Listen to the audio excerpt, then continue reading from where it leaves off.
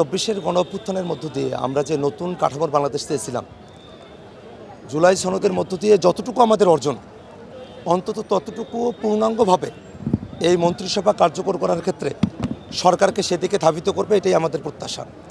যদিও শপথ গ্রহণের একেবারে শুরুর দিনই আমরা দেখেছি যে তারা সংস্কার পরিষদের সদস্য হিসেবে তারা দায়িত্ব গ্রহণ করেন নাই, তারা শপথ নেন নাই। আজকে কিন্তু দুই ধরনের ব্যাপার এখানে ঘটল।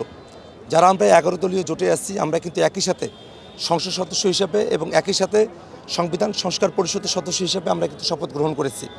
যারা বিএনপি জোটে যারা আছেন তারা কিন্তু শুধুমাত্র সংসদ সদস্য হিসেবে তাদের কার্যভার তারা গ্রহণ করেছেন, তারা শপথ নিয়েছেন।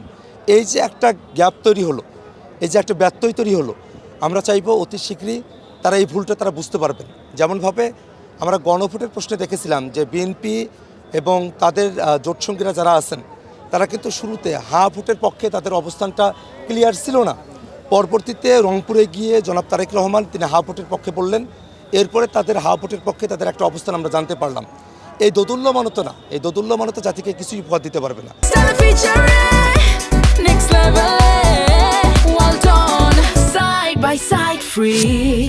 বরং সংস্কারের যে চ্যাপ্টার সেটাকে ক্লোজ করার জন্য আজকে তারা মন্ত্রিসভার দায়িত্বভার গ্রহণ করার সঙ্গে সঙ্গে তারা সংস্কারের পক্ষেও তাদের দৃঢ় অবস্থান ব্যক্ত করবেন।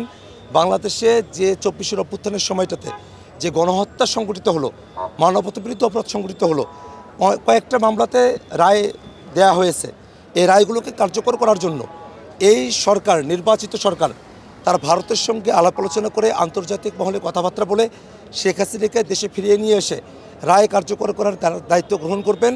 একই সাথে এই বাংলাদেশটাকে একটা দুর্নীতিমুক্ত, এই বাংলাদেশের প্রতিষ্ঠানগুলোকে সকলের কাছে প্রেশানি মুক্তভাবে রাষ্ট্রীয় সেবাগুলো সকলের কাছে পৌঁছে দেবার যে বন্দোবস্তের কথা আমরা বারংবার বলে এসেছি, একটা পলিসি নির্ভর আলোচনা এবং সংসদকে আগেকার মতো করে এটা খেলতামাশার বস্তু হিসেবে নয়, সংসদ যেন সংসদের মতো করে সেখানে পলিসি ডিবেট হবে, আইন প্রণয়ন নিয়ে সেখানে কথা হবে।